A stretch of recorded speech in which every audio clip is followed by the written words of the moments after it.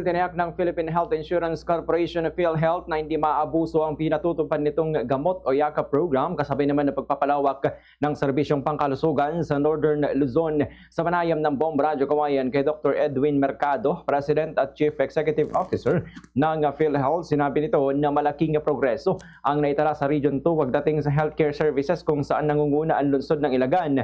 Ayon kay Dr. Mercado, health-centric ang pamunuan ng lungsod at bihiraan niya mayroon dalawang city hospital tulad ng Ilagan.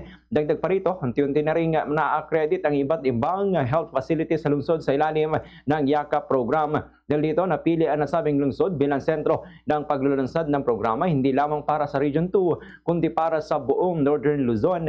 Ipinaliwanag ng opisyal na maaari ring ma-accredit ang maliliit na butika basta't may lisensya mula sa Food and Drug Administration o FDA at kayang tumugon sa mga itinakdang pamantayan, kabilang ang pagkakaroon ng hindi bababa sa 54 na uri ng gamot na may iba't ibang dosage at forma.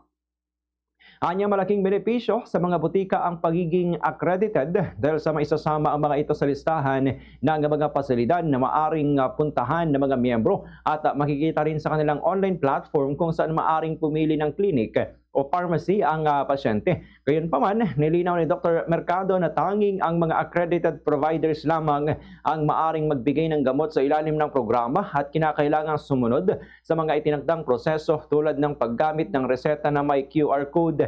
Binigyang diin din nito na may ipinatutupad na maigpit na monitoring system mga ahensya upang matiyak na hindi maaabuso ang programa. Kabilang dito ang field check, utility, quality audit at real-time tracking ng paggamit ng benepisyo ng bawat pasyente. Bahagi ng pondo na dati napupunta sa hospitalization ay ilalaan din sa outpatient care upang maagapan ang mga sakit bago pa lumala na makatutulong upang mapanatili ang sustainability ng programa. Samantala, patuloy pang pag-aaralan ng PhilHealth kung sapat ang kasalukuyang 20,000 pesos na taunang alokasyon para sa bawat benepisyaryo batay sa magiging datos ng paggamit nito ngayong taon.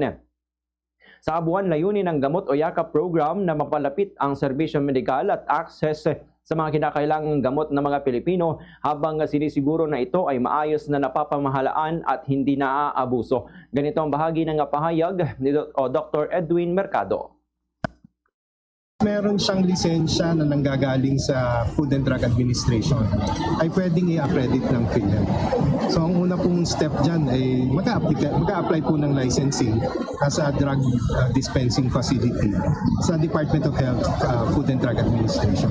Ang pangalawa nga po ay yung po ating performance commitment yung po sa kontrata na nakasaad po na dapat po yung 54 na gamot ay available.